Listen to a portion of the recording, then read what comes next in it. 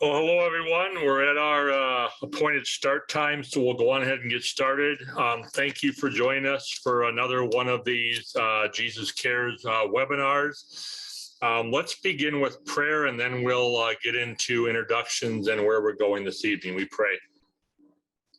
Heavenly Father, we thank you for the privilege that you give us all to work together in the ministry of Jesus Cares, whether it be in our own local Jesus Cares program or whether we work together across the country and across the world. Bless us as we gather today, as we look to talk about active pastoral involvement in our Jesus Cares program.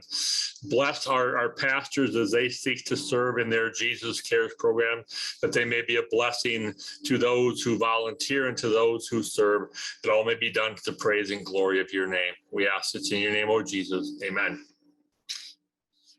So I'll save some of the overview for just a second. You see there the objectives that we have in mind for the webinar this evening. We're going to hear from several pastors on their role and how they see their active involvement in their local Jesus Cares program.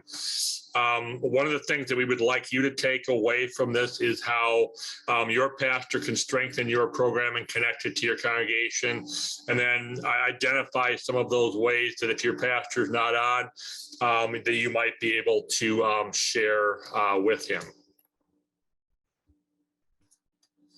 So I am Joel Gaertner. I'm privileged to serve as the National Director of Jesus Cares Ministries. Also with us this evening is Pastor Patrick Feldhus.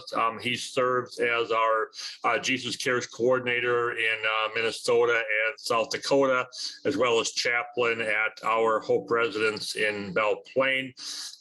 He also is a former Jesus Cares congregational pastor, so we're going to tap into his role in that for some of what we are doing this evening. This webinar is the third in a series of 4 looking at the various aspects of having a strong Jesus Cares program.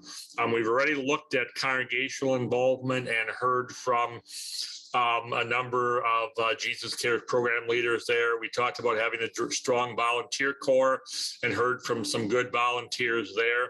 As I mentioned earlier, this evening, we are going to look at active pastoral involvement, and then you'll see when we end this evening, the date is there for the 4th in this series, the last part of a strong JCM program, which is engagement with the local intellectual and developmental disability community. So first of all, this evening, I'm going to share a couple slides of information given to us by Pastor Steve Schmidt. He serves as the Jesus Cares pastor at St. John's in Oak Creek, Wisconsin. Pastor Schmidt had another commitment, but had some very valuable things to share as far as the things that he does with his local Jesus Cares program. So the first thing that Pastor Schmidt shared that he does is he leads all the worship for their Jesus Cares program, and sometimes teaches the Bible lesson. Pastor Schmidt makes it a very concerted effort to maintain contact with the local group homes. He does that in a variety of ways, dropping off flyers of things with their program, and also going to visit those local group homes. He works with the administrative assistant in their congregation to advertise the Jesus Cares events regularly. I know one of the things that they do, and maybe you have this with your Jesus Cares program, is they have a Facebook page for their group, so that might be something to consider. He looks for ways to integrate Jesus Cares participants into the congregation when they do other activities within the congregation. I thought this 5th one was an excellent one. I've talked about this, but this is one of the first programs that I've actually heard that does this. They have a dedicated Jesus Cares business card. It's one of the things I talk about when we do our Jesus Cares training, having a business card that has the information and contact information about your Jesus Cares program, that if you have a situation where you might meet someone who you know would benefit from your Jesus Cares program, that's an easy way to be able to share, is to share one of those business cards. So that might be something that you might consider doing. And then Pastor Schmidt shared something that they are going to be starting this fall. At the same time as their late worship service every Sunday morning, they're going to have a special simplified version of their Sunday morning service. Is not necessarily going to be a Worship for the Cross service, but they're going to have a simplified service, taking the message of the Sunday morning service and gearing it simply for individuals with special needs in their congregation. I know that congregation personally, and they have a number of individuals with special needs. So that's just a neat thing. Another way that he is working to connect their Jesus Cares program with their congregation. We're going to go on next. Pastor Darren Green, who previously had served in Monticello, Minnesota, recently went to St. John's in Redwood Falls. And we're going to let him talk about the things that he sees as far as his role within a Jesus Cares program. Pastor Green, please. Can you hear me all right? We can hear you just fine. Thank you. Okay. Yeah, I'm new here, so we haven't started. We had one class so far in spring, and we're going to be starting up next Tuesday. And at the same time, I was involved at Monticello and Toma way back my vicar year. So I've been involved, but I also remember too, kind of, they always said, make sure that you don't start your program on the back of the pastor. At the same time, having the help from Jesus Cares Ministry has been great for, I think, the congregation I've been at. There really are a lot of volunteers, and it's a class I think some members feel that now this is where maybe they could fit in well. So I think as a pastor, playing that supportive role, not having, and you don't have to be that main driver, but at the same time, make sure that you encourage all the ones that do step up and get involved. I think the second thing that I see is be physically present at the classes, especially before class. I think welcoming them come in as the students come in, the staff too, and being there through the class. I mean, during the class itself, if you're not teaching, I think you don't have to be right in the class, but being involved in the music and the crafts, I think are very important. And then at the close too, as they go, the students look up to the pastor kind of really like a rock star. They feel very honored when the pastor knows them, knows their names, and the staff too, I think really connect. I mean, they care for these clients, and as they see the people care for their clients, that means a lot to them too. And they've been, I know where I was at in Monticello, they would let me know when someone was going in the hospital, and I would even go and try to see them in the hospital at times, and that meant a lot to all of them. I have a few different pictures that they gave. As we took pictures, the staff would actually print them out and give them to me before. So those are things I think as a pastor to be helpful and take part in. Be a part of the class where the coordinators would like you to be, whether, I think, definitely devotion. And at the same time, I don't think you have to always be the teacher with the classes. There's others that step up with that. At the same time, if you need to fill in, I think that's a great place to be there, supporting them and finding the stories and the things to use. With the congregation, I think you can be the mouthpiece that speaks highly of what's going on there. I think the congregation does start to take ownership of that, especially when, again, what I've found a lot of times it's some of the wives of leaders at times, or other people that have worked in the school system as paras are the ones that have stepped up. And so speak highly, encourage them. It helps others to see what we have and take ownership of the program, and it helps with the recruitment. And then finally, I think one of the things that I've seen with others too, I think it's important to report on it. And you start to hear people bring it back and see that it is an important opportunity. It's an outreach. And so also if if need be, try to put it in the budget, even if it's a smaller thing. I think a lot of times we did find there were people gave offerings to it anyway, but still you want to have that ownership by the congregation. So those are the things that as I thought of in being the pastor, in assisting and being involved through the years. Thank you very much, Pastor Green. Some great things to think about. We're going to go to Pastor Feldhus now. It's just ironic that all three congregations that we're drawing from this evening are all named St. John's. So I just thought that was interesting as they put this together. So Pastor Feldhus, why don't you talk about things that you saw when you served with the Jesus Cares program at St. John's in Cornell, Wisconsin? Okay, yeah. I was the pastor at St. John's in Cornell for 9 years. And I think I started Jesus Cares there 4 years or 5 years into there. So about halfway through my ministry there. And so it's kind of interesting. We didn't start off with Bible study. We started off with worship at the cross. We had a smaller congregation and we didn't have as many volunteers. So we thought that worship at the cross would probably be the better way to start. So initially, of course, when you're talking about worship, pastor is usually the one involved. So, and rightly so. So I took that and I enjoyed that. And I actually learned a lot. And what happens is I looked for teachable moments in the congregation.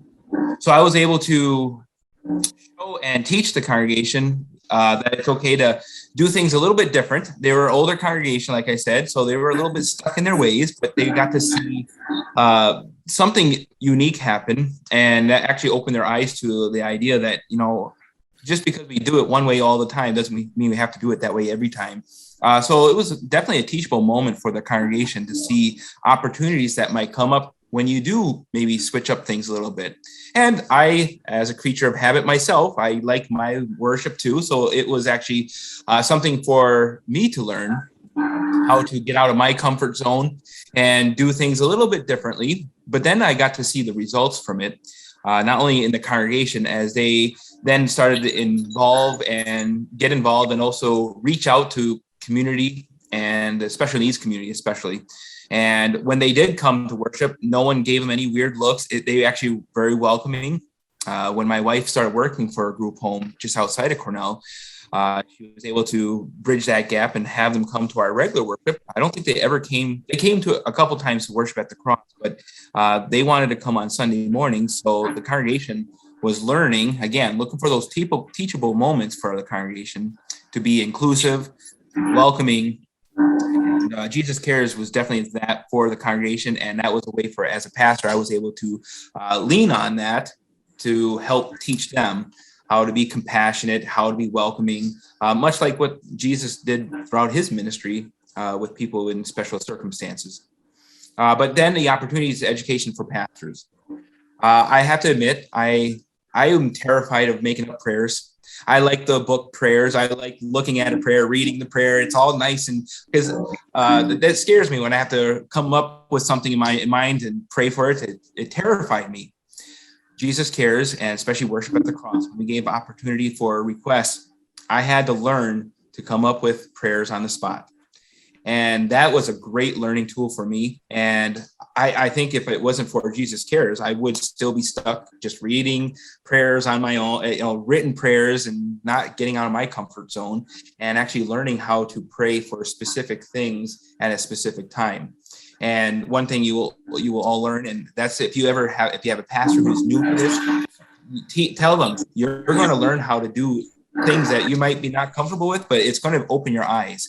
Learning to just pray for things on people's hearts at that moment also helped me in other parts of my ministry. So I wasn't afraid to go to shut in, and after talking to them, and then during our devotional times and communion, I was able to throw in special prayers for them I wasn't able to do before. So I was able to take what I learned from Jesus Cares and apply it to other parts of the ministry, shut-in visits, or just talking to a member. We're going through counseling. I was more comfortable as time went on with special prayers and counseling sessions.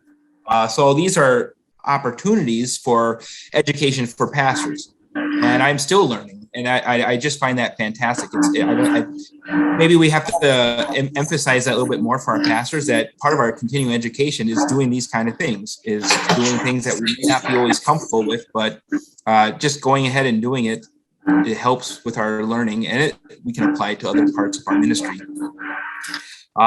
Also, getting comfortable with meeting new people. It's not one of my strong suits. I'm more of a one-on-one person rather than a group setting. So getting into group settings for worship at the cross was a little intimidating, but again, I was able to use that as opportunities to educate myself on how to be that outgoing pastor that I'm not generally. So that was very helpful for me, and it got me connected to the community. And the next thing I like to always point out is Jesus Cares is for everyone to be involved in. It's not just a pastor thing. It's not just for the congregation, but you also get people from the community involved. Pastor Green talked about how the workers come and they start getting involved in things. And a lot of times the workers who come never heard of Lutheranism, or if they did, they have this weird view of Lutheranism, and they certainly maybe not even know who Jesus is. And so this is a way to them in learning about Jesus. So there's a broader audience that we get to involve.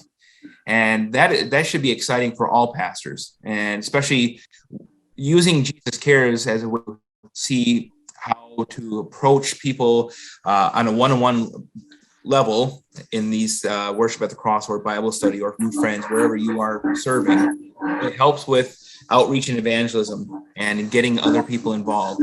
And then you get to tell the congregation at meetings. So like Pastor Green said, making up reports, but you get to tell them the personal connections that you're making as a pastor with the individuals with special needs. Maybe their family have come along with them, or maybe it's their work. You get to tell the congregation all just reports about all these great things the Lord is doing. It gets them excited and they want to be involved too. And it's just kind of a snowball effect. So that's why it was always fantastic for me to be able to talk to the council or to the voter assembly. This is what we've been doing with Jesus Cares, and these are the people we've been able to touch, and this is what's going on. And it just gets them excited about ministry. And so again, looking for teachable moments for the congregation, looking for educational opportunities for ourselves as pastors to grow, but also engaging other people to be involved. So those are the things that I really was excited about as I was in a congregational setting. But I get to do that now a lot more with my call as Jesus Cares consultant. So I'm very happy about that. Pastor Feldhus, thank you very much for sharing your insights, and we appreciate the work that you continue to do. Yeah, where we left off is I was talking about the fact that we have a section on active pastoral involvement in the Jesus Cares handbook, and if you haven't downloaded that, there's just 4 key things that I like to talk about there. One is having a Jesus Cares Sunday every year. And using worship the cross for the order of service. Since the pastor is usually the one who plans the worship, this would be an easy thing for him. There's a little wrinkle to that. There's at least one congregation I know of that has a Jesus Cares program. That if you think about it, there are 4 times a year where you have a 5th Sunday. And this particular congregation, every month that there's a 5th Sunday, they use worship of the cross as their order of service. So that's just another way to keep worship of the cross and Jesus Cares in front of the congregation. The second one, Pastor Green alluded to, but thinking of every way possible to keep your Jesus Cares program visible in the congregation. I like what Pastor Green said about having it in the budget. It doesn't necessarily have to be a large amount, but if you think about it, where do people recognize things that are part of their congregation's ministry in the budget, and also regular ministry reports? Pastor Green mentioned the annual report.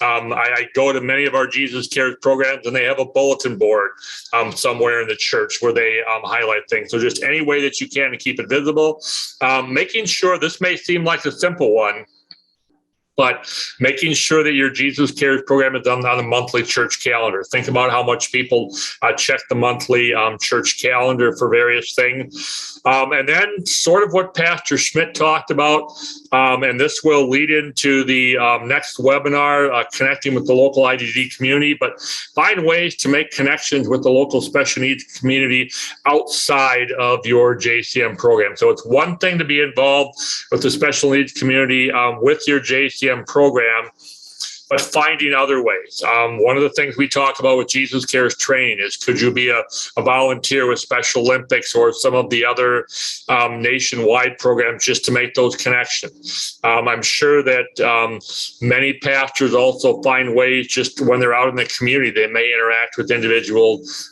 from their Jesus Cares program. So I'm going to pause there for a second. I know we have several other pastors on. Any of the other pastors on want to talk about anything that they do to keep their Jesus Cares program connected to their congregation and promote it? I can talk about what we've done. Okay, Pastor Burgess, go on ahead, please. That would be great. Thank you.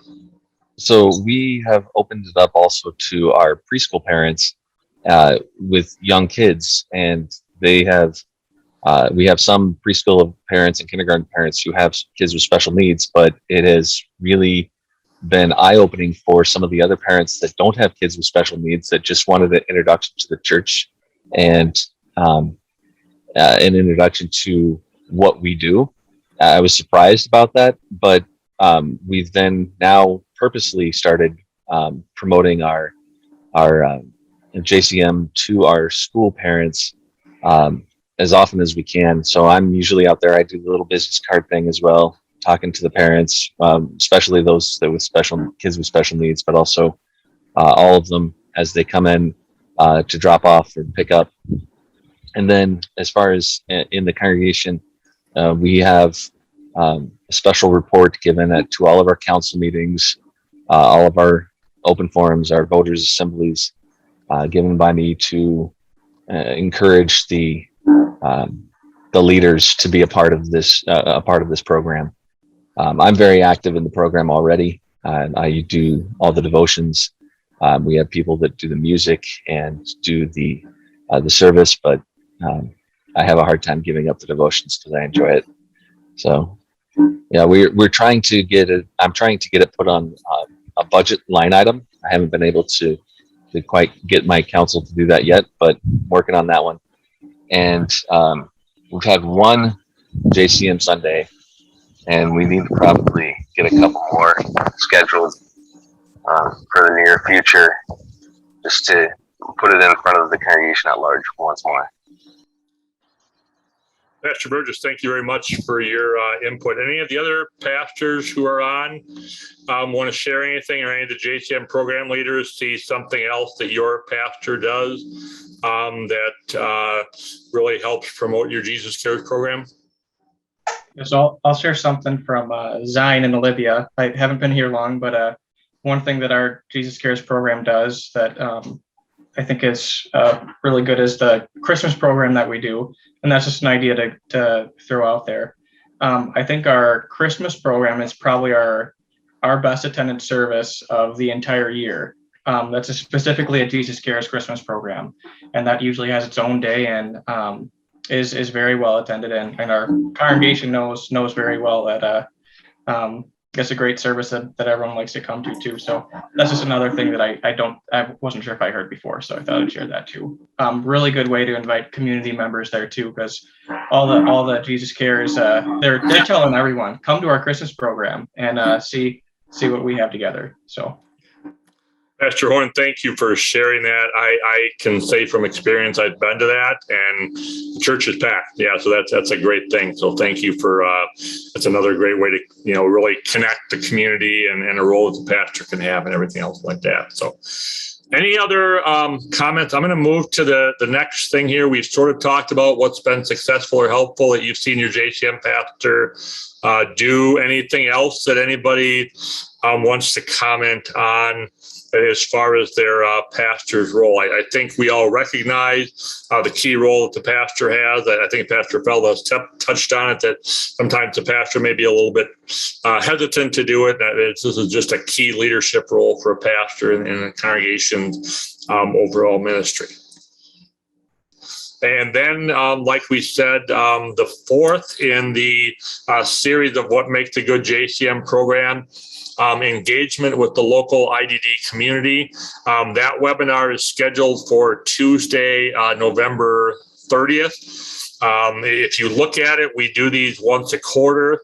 I figured it was best to avoid the week of Thanksgiving, so we put it the week after, and hopefully before things get too busy with Christmas. You will get, obviously, as you have with these in the past, you'll get a notice a week or so ahead of time reminding you, but if you want to put it on your calendar, Tuesday, November 30th, 6:30 Central Standard Time. You have my contact information, Pastor Feldhus' contact information there.